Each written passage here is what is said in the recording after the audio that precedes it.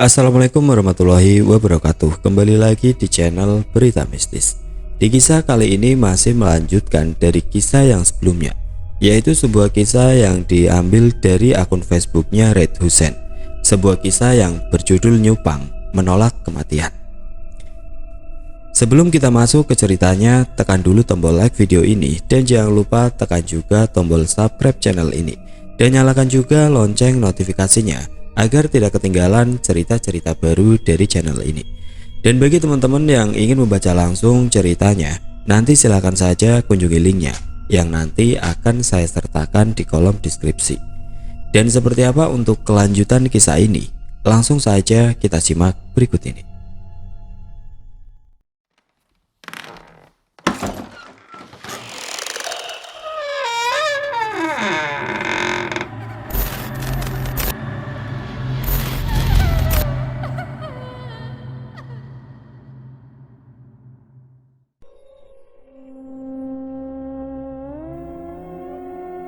Menjelang sore, Bu Asna duduk di luar rumah bersama anaknya.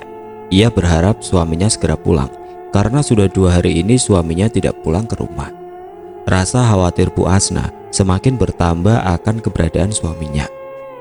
Tidak terasa langit sudah terlihat kemerah-merahan. Pertanda malam akan tiba. Bu Asna segera membawa anaknya masuk. Sementara Pak Nurman semenjak meninggalkan rumahnya, ia pergi bersama seorang ke suatu tempat. Awalnya ketika Pak Nurman kemudian duduk di pinggir jalan sambil merenung apa yang harus ia lakukan untuk mengubah nasibnya.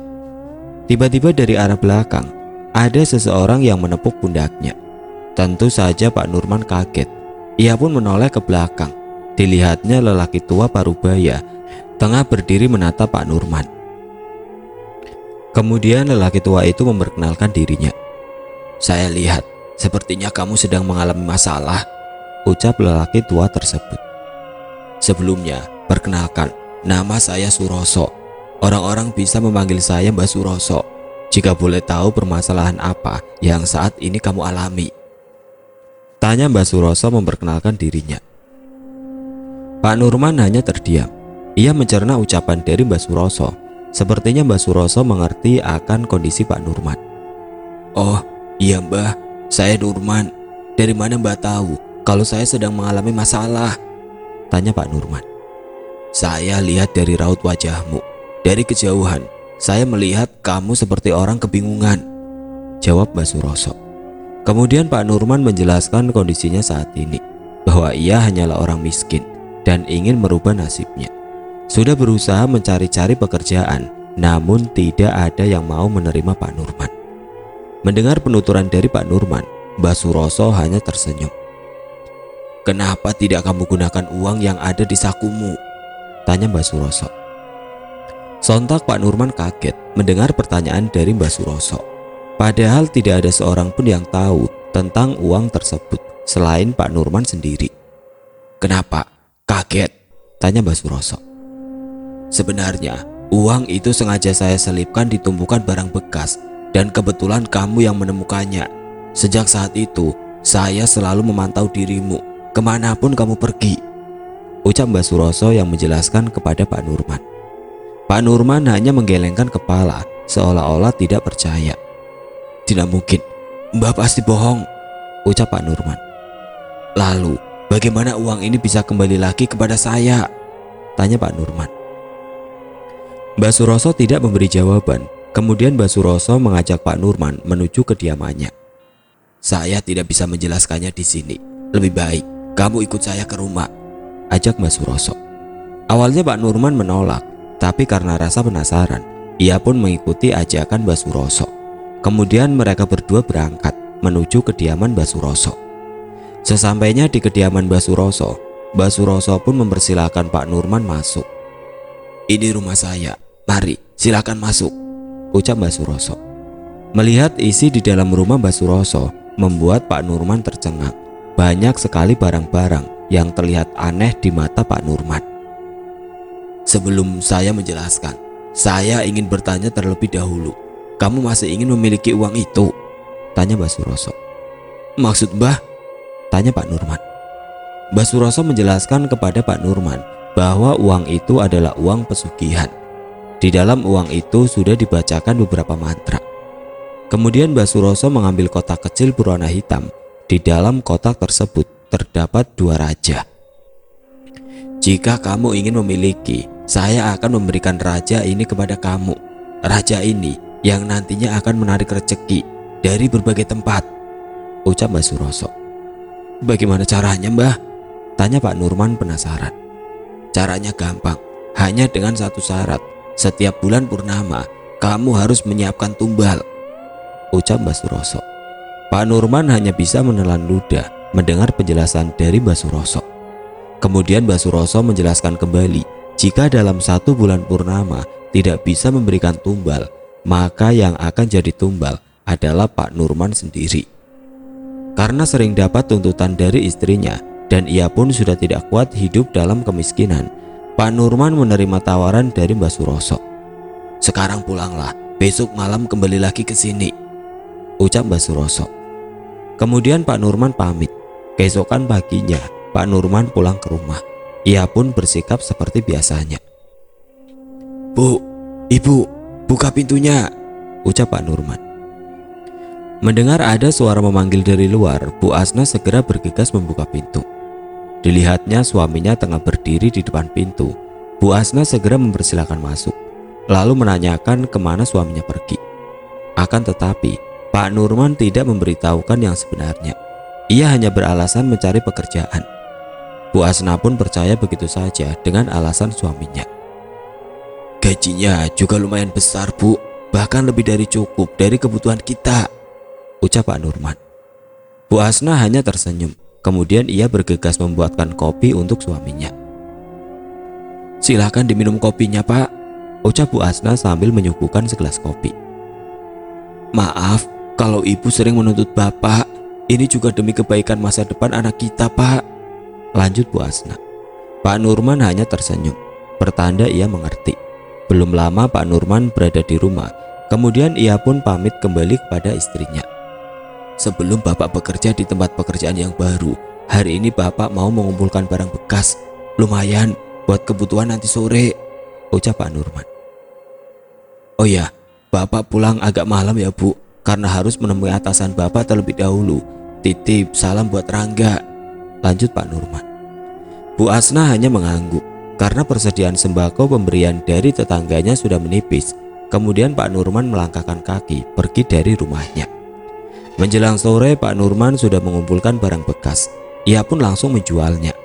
Setelah menerima uang, Pak Nurman segera bergegas menuju ke rumah Mbah Suroso. Sampainya di rumah Mbah Suroso, belum sempat Pak Nurman mengetuk pintu, Mbah Suroso sudah mempersilahkan masuk. Rupanya Mbah Suroso sudah mengetahui terlebih dahulu akan kedatangan Pak Nurman. Permisi, Mbah, ucap Pak Nurman. Ya, silahkan duduk, ucap Mbah Suroso. Pak Nurman duduk di hadapan Mbah Suroso. Bau kemenyan yang menusuk hidung membuat kepala Pak Nurman pusing. Sesajen-sesajen yang sudah disiapkan Mbah Suroso sudah tertata di hadapannya. Namun, penglihatan Pak Nurman teralihkan pada piring kecil, yang dimana di atas piring tersebut terdapat jempol kaki manusia. Tiba-tiba Mbah Suroso mengambil jempol tersebut, lalu menyuruh Pak Nurman untuk memakannya. Tentu saja Pak Nurman menolak. Ia tidak mau memakan daging mentah, apalagi jempol kaki manusia. Maksudnya apa ini, Mbah? Tanya Pak Nurman. Itu syarat awal, jawab Mbah Suroso singkat. Tapi apakah tidak ada cara lain selain memakan jempol manusia? Tanya Pak Nurman. Mbah Suroso hanya menatap ke arah Pak Nurman. Melihat tatapan Mbah Suroso membuat Pak Nurman merinding.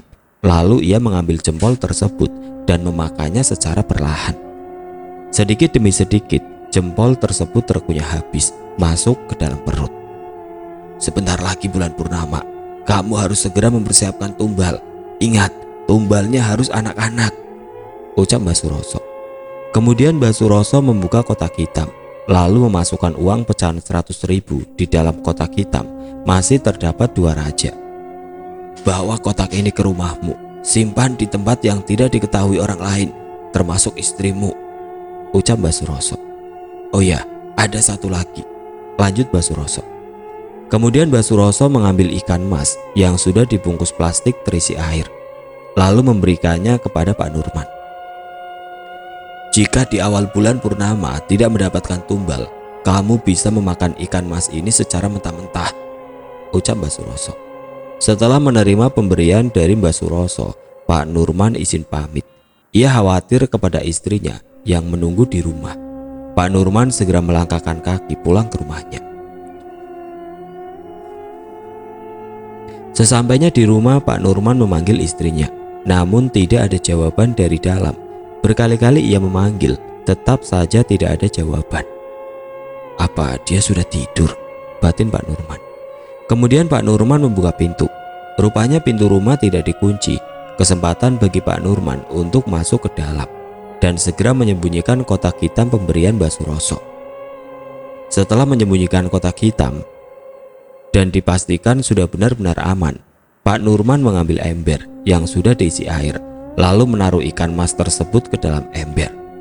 Pak Nurman segera membersihkan diri dan masuk ke dalam kamar menghampiri istrinya. Benar saja, istri Pak Nurman sudah terlelap tidur. Ia pun merebahkan badan di samping istrinya. Keesokan paginya, Bu Asna sudah bangun terlebih dahulu. Melihat suaminya yang masih tertidur pulas, Bu Asna segera beranjak dari ranjang dan pergi ke dapur untuk memasak. Sesampainya di dapur, kaget ketika Bu Asna melihat ada ikan mas di dalam ember. Bu Asna kembali ke dalam kamar untuk membangunkan suaminya. "Pak, bangun, sudah siang," ucap Bu Asna dengan lembutnya. "Sebentar lagi Bu, Bapak masih ngantuk," ucap Pak Nurman yang masih setengah sadar. "Itu ikan mas punya siapa di dapur?" tanya Bu Asna. Mendengar pertanyaan dari istrinya, sontak Pak Nurman langsung terbangun. Ia khawatir istrinya sudah memasak ikan mas tersebut. Pak Nurman segera beranjak. Ia bergegas menuju dapur. Ia melihat ikan masnya masih ada di dalam ember. Kemudian Pak Nurman menghampiri istrinya kembali. "Ikan mas itu mau Bapak pelihara. Semalam sebelum Bapak pulang, atasan Bapak memberikan ikan mas ini," ucap Pak Nurman kepada istrinya. Mendengar tutur kata dari suaminya, Bu Asna merasa suaminya telah berbohong. Namun Bu Asna hanya diam saja dan kembali ke dapur untuk memasak. Pak Nurman yang masih berdiri di dalam kamar, ia ingat dengan kotak pemberian Mbak Suroso. Kemudian Pak Nurman memeriksa kotak hitam yang ia sembunyikan, lalu membukanya. Alangkah terkejutnya Pak Nurman ketika melihat isi dalam kotak tersebut. Di dalamnya terdapat banyak lembaran uang yang sudah tersusun rapi. Mata Pak Nurman terbelalak melihatnya. Percaya tidak percaya, uang yang di hadapan Pak Nurman memang nyata. Pak Nurman segera mengambil uang tersebut dan menyisakan selembar uang di dalam kotak, atau bisa disebut panjer. Lalu menutup kotak itu kembali dan menyembunyikannya. Setelah menyembunyikan kotak tersebut, Pak Nurman menghampiri istrinya di dapur, berniat hendak memberikan sebagian uang kepada istrinya. Dilihatnya, istrinya tengah sibuk memasak. Segera saja Pak Nurman langsung mendekat. "Ibu, masak apa hari ini?" tanya Pak Nurman. Tentu saja Bu Asna kaget mendengar suara suaminya secara tiba-tiba. "Bapak bikin kaget saja," ucap Bu Asna. "Ibu lagi masak sayur buat sarapan pagi saja, untuk makan siang tidak ada," lanjut Bu Asna. Kemudian Pak Nurman merogoh sakunya dan mengeluarkan beberapa lembar uang dengan pecahan 100.000. "Begini Bu, semalam Bapak dikasih pinjaman uang dari atasan Bapak dan nominalnya lumayan banyak," ucap Pak Nurman, memperlihatkan beberapa lembar uang kepada istrinya. "Uang ini Ibu simpan ya, atau Ibu bisa belanjakan sesuai kebutuhan Ibu," lanjut Pak Nurman, yang kemudian memberikan uang kepada istrinya. Melihat uang yang begitu banyak, Bu Asna mulai menaruh curiga. Mana mungkin dikasih pinjaman sebanyak ini, sementara suaminya masih belum bekerja. Akan tetapi Bu Asna diam saja. Dengan sorot mata yang penuh curiga, Bu Asna menerima uang pemberian dari suaminya. "Bapak pamit dulu ya, atasan Bapak sudah menunggu," ucap Pak Nurman. "Loh, Bapak tidak sarapan dulu?" tanya Bu Asna. "Bapak sarapan di luar saja Bu," jawab Pak Nurman. "Ya sudah Pak, hati-hati ya," ucap Bu Asna. Setelah berpamitan kepada istrinya, Pak Nurman pun berangkat. Tidak lupa ia menitip salam kepada anaknya. Pak Nurman sengaja berbohong kepada istrinya. Hal itu ia lakukan untuk membahagiakan istri dan anaknya. Dan ia berpamitan bukan untuk bekerja, melainkan pergi ke desa sebelah mencari anak-anak yang usianya sekitar 5-7 tahun atau belum memasuki akil balik. Pak Nurman mulai berbaur dengan warga desa sambil menyelidiki di mana anak-anak biasanya bermain.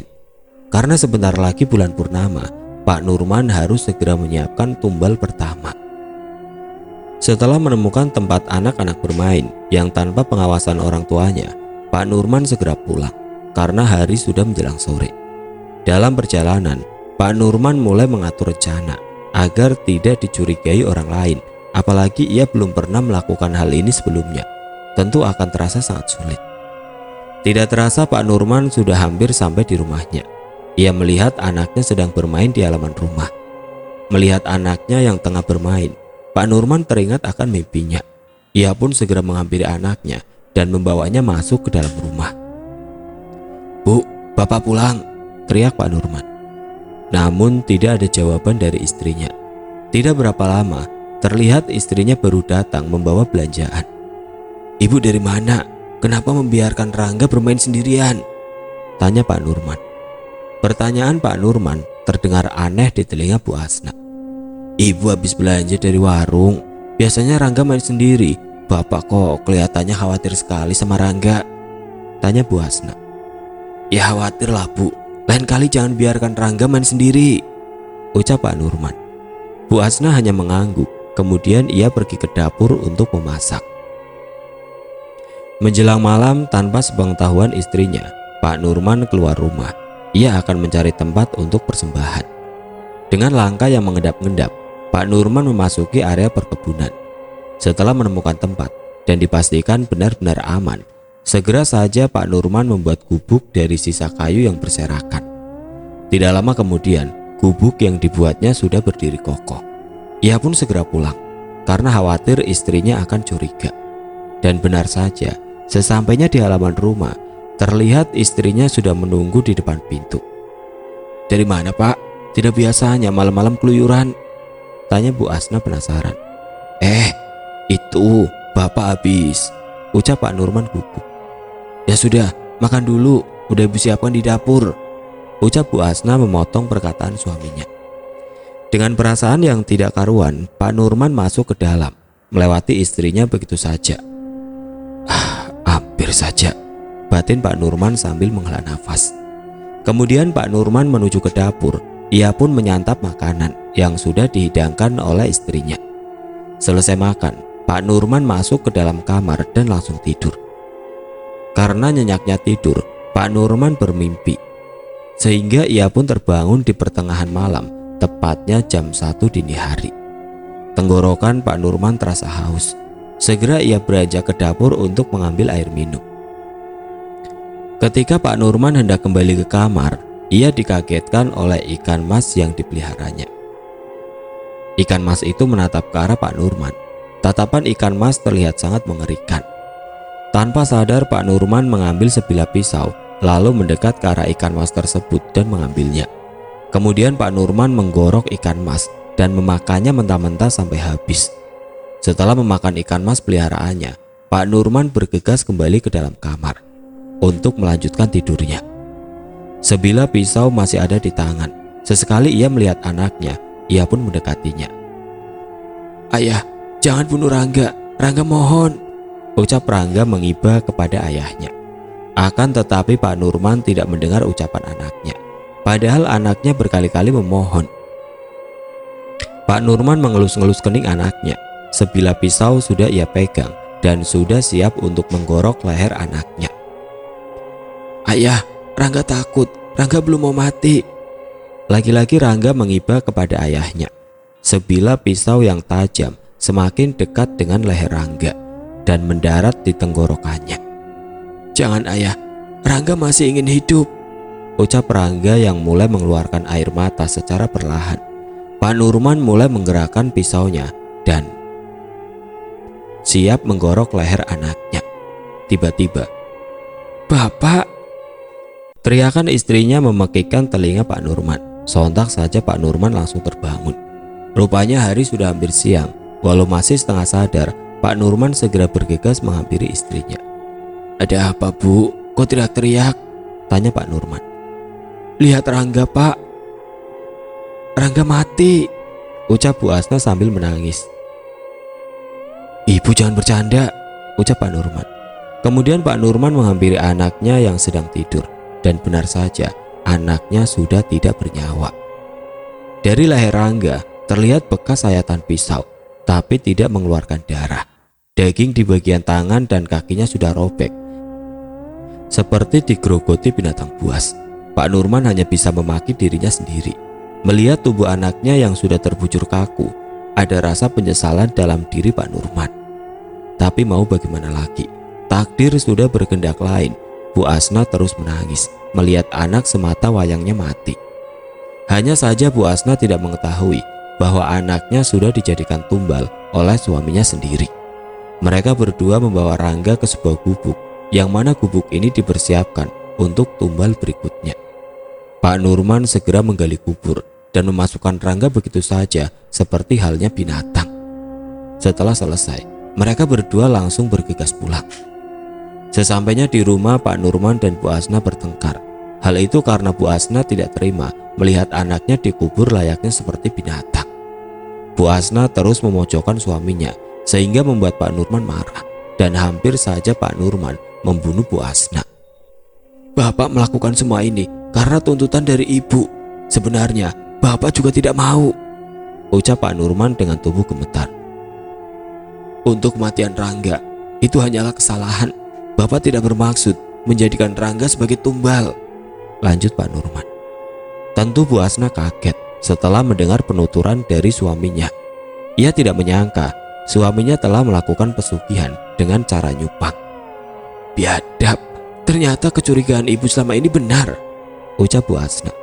Kemudian Bu Asna masuk ke dalam kamarnya dan langsung mengunci pintu kamar. Pak Nurman hanya mematung. Ia bingung harus berbuat apa untuk menenangkan istrinya. Semakin lama Bu Asna menempati rumah barunya, rasanya semakin dibuat gila oleh pikirannya sendiri. Terlebih-lebih ketika mengingat sosok anaknya, hal itu menambah penderitaan bagi diri Bu Asna. Seringkali Bu Asna melihat Rangga bermain di halaman rumah. Ketika dihampiri, tiba-tiba Rangga menghilang dari pandangannya.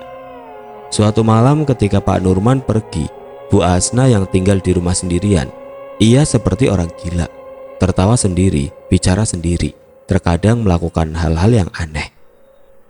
Hampir saja Bu Asna mencoba bunuh diri. Untungnya Pak Nurman segera pulang. Melihat istrinya memegang pisau dan hendak menusukkannya ke perut, Pak Nurman segera menahan. "Bu, hentikan," ucap Pak Nurman yang menahan tangan istrinya. "Ibu kenapa?" tanya Pak Nurman. Bu Asna hanya tertawa, matanya melotot, tangannya terus memberontak. "Ibu mau mati saja," teriak Bu Asna. "Rangga, kita sudah hidup kaya. Kenapa Rangga mati terlebih dulu?" Tiba-tiba Bu Asna berbicara sendiri. Melihat tingkah istrinya yang aneh, kemudian Pak Nurman mengambil tali, lalu mengikat tangan serta kaki istrinya dan menyeretnya ke gudang. Setelah mengurung istrinya di dalam gudang, Pak Nurman pergi menuju rumah Mbah Suroso. Ia hendak menanyakan perihal tumbal selanjutnya. Sesampainya di rumah Mbah Suroso, Pak Nurman langsung mengutarakan maksudnya. "Maaf Mbah, anak saya jadi tumbal karena perantara ikan mas yang Mbah berikan kepada saya. Apakah tumbal berikutnya juga sama?" tanya Pak Nurman. Mbah Suroso hanya menggelengkan kepala sambil menghisap kemenyan. Kemudian Mbah Suroso menerangkan kepada Pak Nurman, "Tidak perlu. Mbah sengaja memberikan ikan mas kepadamu agar kamu tidak mengetahui bahwa ikan mas tersebut adalah jelmaan dari anakmu," ucap Mbah Suroso. "Kalau Mbah menyebutkan tumbal pertamanya harus dari anggota keluarga, tentu kamu akan menolak," lanjutnya. Pak Nurman hanya terdiam. Pantas saja waktu di dapur, Pak Nurman melihat ikan mas peliharaannya selalu memberontak, seolah-olah mencari perhatian agar Pak Nurman segera membunuhnya.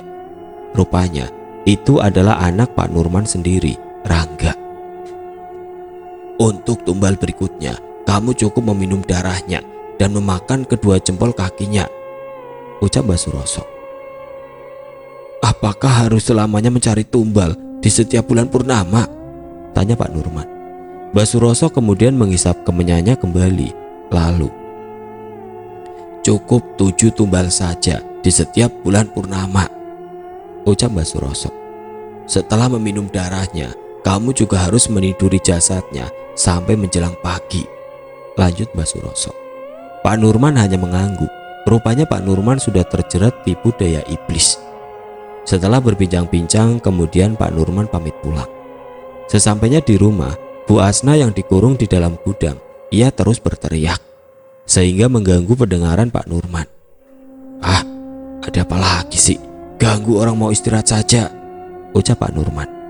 Kemudian Pak Nurman menuju gudang dan menghampiri istrinya, lalu menyumpal mulut istrinya dengan kain. Seharusnya ibu bahagia karena kita sudah kaya raya. Tapi kenapa ibu menjadi gila seperti ini? Ucap Pak Nurman sambil menyumpal mulut istrinya dan mengikatnya dengan kain. Walaupun anak kita yang jadi korban, tapi kekayaan yang Bapak dapat sangat menjanjikan. Lihatlah perubahan Bapak sekarang, lanjut Pak Nurman. Sebenarnya Bu Asna tidak gila. Ia hanya trauma mengingat kematian anaknya. Apalagi dia sudah tahu kematian anaknya karena ditumbalkan oleh suaminya sendiri. Hal itu membuat batin Bu Asna semakin terpukul. Maafkan Bapak jika harus memperlakukan ibu seperti ini, ucap Pak Nurman. Selepas itu Pak Nurman meninggalkan istrinya begitu saja. Ia pun masuk ke dalam kamar untuk beristirahat. Belum sempat merebahkan badan, terdengar pintu gudang seperti digedor, membuat Pak Nurman emosi. Ia pun kembali ke gudang dan memasung tangan serta kaki istrinya. Sekarang ibu diam ya, jangan berisik. Bapak mau istirahat, ucap Pak Nurman. Bu Asna hanya melihat suaminya dengan mata nanar. Ia tidak menyangka suaminya setega itu menghukum istrinya. Ingin rasanya berteriak meminta tolong, namun apa daya, mulut disumpal, kaki dan tangan dipasung. Bu Asna hanya bisa pasrah, berharap suaminya segera sadar akan kelakuannya. Akhirnya bisa istirahat, ucap Pak Nurman. Dalam hatinya ia juga tidak tega jika harus memperlakukan istrinya seperti itu. Tidak lama kemudian Pak Nurman tidur dengan pulasnya. Keesokan paginya Pak Nurman membuat masakan untuk istrinya, lalu mengantarnya ke gudang. Ibu lapar ya? Ayo makan dulu, Bapak suapin, ucap Pak Nurman. Bu Hasna hanya menggelengkan kepala. Ia tidak membuka mulutnya meski dipaksa oleh suaminya. Baik, kalau ibu tidak mau makan, jangan salahkan Bapak jika ibu sakit, ucap Pak Nurman. Jika ibu lapar, nasi dan lauknya Bapak taruh di atas meja, lanjut Pak Nurman, yang kemudian pergi meninggalkan istrinya. Pak Nurman pergi menemui Rudi. Rudi adalah orang bayaran Pak Nurman yang akan membantunya untuk mencarikan tumbal. Karena sebentar lagi bulan purnama, maka Pak Nurman harus segera mendapatkan tumbal. Mereka berdua bertemu di salah satu tempat. Gimana Rud? Apa kamu bersedia membantu saya? Tanya Pak Nurman. Asalkan bayarannya sesuai, saya bersedia, jawab Rudi menunggu perintah dari Pak Nurman. Pak Nurman menghitung uang dari dalam amplop, lalu memberikannya kepada Rudi. Saya kasih separuh dulu, sisanya nanti setelah tugasmu selesai, ucap Pak Nurman. Segera laksanakan sekarang, perintah Pak Nurman. Setelah mendapat perintah dari Pak Nurman, Rudi segera melaksanakan tugasnya. Tugas yang diemban oleh Rudi tentu sangatlah mudah. Hal itu karena Rudi pandai bergaul dengan anak-anak. Rudi mulai menelusuri tempat anak-anak bermain. Dari satu desa ke desa yang lain, target Rudi bukan hanya satu orang anak kecil saja, melainkan 6 orang anak kecil. Pak Nurman sendiri memerintahkan Rudi untuk mencari satu anak kecil di setiap desa. Hal itu agar warga sekitar tidak ada yang curiga. Tepat di sore hari, Rudi sudah mendapatkan seorang anak kecil. Sebelum membawanya ke Pak Nurman, Rudi mengajaknya jalan-jalan terlebih dahulu agar si anak kecil ini senang. Menjelang malam bulan purnama, Rudi segera membawa anak kecil tersebut ke rumah Pak Nurman. Dari kejauhan, Rudi melihat Pak Nurman sudah duduk di halaman rumah. Rupanya Pak Nurman dari tadi sedang menunggu Rudi. Ia khawatir jika Rudi gagal membawakan tumbal. "Saya kira nggak jadi datang," ucap Pak Nurman. Rudi hanya tersenyum tipis sambil mengedipkan mata, seolah-olah ia memberi kode kepada Pak Nurman. "Oke, saya paham," ucap Pak Nurman yang kemudian memberikan uang kepada Rudi. Setelah menerima uang, Rudi kembali ke dalam mobilnya dan membawa anak kecil tersebut ke hadapan Pak Nurman. "Dek, kamu sama Om ini dulu ya sebentar," ucap Rudi menunjuk ke arah Pak Nurman. Anak kecil itu hanya mengangguk, menuruti perintah Rudi. Kemudian Rudi pun pergi meninggalkan rumah Pak Nurman. Lalu Pak Nurman membawa anak kecil tersebut masuk ke dalam rumahnya. "Siapa namamu, Dek?" tanya Pak Nurman. "Nama saya Renal, Om," jawabnya. Pak Nurman hanya mengangguk-anggukkan kepala. "Nanti malam ikut Om ya," ucap Pak Nurman. Renal hanya diam. Sebenarnya dia merasa tidak betah berada di rumah Pak Nurman. "Tidak Om, saya ingin pulang," ucap Renal. Kemudian Pak Nurman memberi sebuah mainan kepada Renal. Dengan senang hati Renal pun menerimanya dan mau mengikuti ajakan Pak Nurman. Tepat jam setengah 12 malam, Pak Nurman dan Renal bersiap untuk berangkat. Tapi tiba-tiba Renal terdiam. Lalu, "Om Rudi kemana? Tadi bilangnya sebentar, kok lama sekali?" tanya Renal. Pertanyaan Renal membuat Pak Nurman bingung harus menjawab apa. Ia pun mencari alasan agar Renal tidak banyak bertanya. "Oh, Om Rudi sudah menunggu kita di sana," jawab Pak Nurman. "Sudah, ayo berangkat, nanti keburu telat," lanjut Pak Nurman. Kemudian Pak Nurman menyalakan mesin mobilnya. Lalu mereka berdua pun berangkat. Awalnya Renal merasa senang. Namun ketika mobil yang dikendarai Pak Nurman memasuki perkebunan, Renal mulai merasakan ketakutan. Jalanan yang gelap, hanya ada cahaya dari lampu mobil, membuat Renal semakin ketakutan. Rasanya Renal ingin keluar dari dalam mobil, tapi mau kemana? Sementara dirinya tidak tahu jalan. Dengan dipenuhi rasa takut, tiba-tiba mobil yang dikendarai Pak Nurman berhenti. Lalu Pak Nurman mengajak Renal turun. "Kita sudah sampai, ayo turun. Soalnya dari sini kita akan berjalan kaki," ucap Pak Nurman. "Kita mau kemana Om? Kok tempatnya serem sekali?" tanya Renal. Kemudian Pak Nurman menjelaskan kepada Renal bahwa Rudi sudah menunggu dan akan mengajaknya pulang. "Sebelum ketemu Om Rudi, matamu ditutup dulu ya, soalnya ada sesuatu yang akan diberikan oleh Om Rudi," ucap Pak Nurman yang kemudian menutup mata Renal dengan kain hitam. Renal hanya menuruti ucapan Pak Nurman. Lalu secara perlahan, Pak Nurman menuntun dirinya berjalan. Tidak lama kemudian, mereka berdua pun sampai di sebuah gubuk milik Pak Nurman. Terlihat Rudi sudah menunggunya dari tadi. Ia ditugaskan untuk mengawasi. "Gimana? Apakah sudah dipastikan aman?" tanya Pak Nurman. "Aman Pak, tidak ada yang mengetahui," jawab Rudi. Renal yang mendengar percakapan mereka berdua, tiba-tiba ia pun ikut menyahut. "Om Rudi bawa sesuatu apa? Boleh lihat sebentar?" tanya Renal. Sontak mereka berdua kaget. Pak Nurman tidak sadar bahwa dirinya sedang menggandeng anak kecil. "Bawa mainan, tapi jangan dulu dibuka tutup matanya ya," ucap Rudi. "Sekarang rebahan dulu di ranjang," lanjut Rudi. "Baik Om," ucap Renal yang kemudian merebahkan badannya dengan mata tertutup kain. Pak Nurman dan Rudi mulai berbisik-bisik. Lalu Pak Nurman mengambil goloknya yang sudah disediakan. Secara perlahan Pak Nurman melangkah menghampiri Renal. Ketika hendak menempelkan goloknya di tenggorokan Renal, tiba-tiba, "Mainannya bagus tidak Om? Sudah tidak sabar pengen lihat," tanya Renal. "Bagus dong, Om belikan khusus buat Renal," jawab Rudi yang tidak jauh dari tempat Renal. Mendengar ocehan Renal, Pak Nurman merasa tidak tega jika harus membunuhnya. Terlebih-lebih ketika ia mengingat anaknya Rangga yang tidak sengaja dijadikan tumbal oleh dirinya. Terlintas dalam benak Pak Nurman untuk mengurungkan niatnya, menjadikan Renal sebagai tumbal. Akan tetapi, tiba-tiba di telinga Pak Nurman seperti ada yang membisikkan, agar segera membunuhnya. Secara perlahan Pak Nurman menempelkan goloknya kembali di leher Renal. Dengan tangan yang gemetar, ia pun langsung menggoroknya. Golok tajam itu langsung tembus ke tenggorokan Renal yang menyebabkan lehernya hampir putus. Tubuh Renal mengejang hebat. Darah segar pun langsung menyembur dengan derasnya, membasahi pakaian Pak Nurman. Dengan segera Pak Nurman pun langsung meminum darahnya yang bercucuran dari leher Renal. Rudi yang melihat pemandangan di hadapannya, ia pun langsung memalingkan wajahnya. Perut Rudi terasa mual, rasanya ia ingin muntah. Baru kali ini Rudi melihat dengan mata kepalanya sendiri. Biasanya ia melihat orang digorok hanya di film-film. "Rud, kamu mau?" tanya Pak Nurman.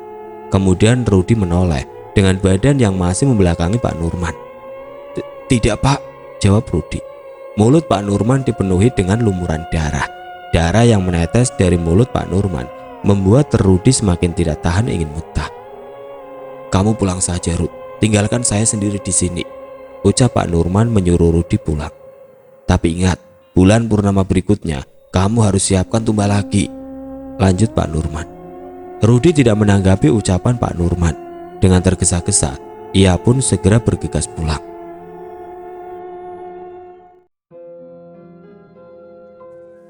Oke teman-teman, sampai di sini dulu ceritanya.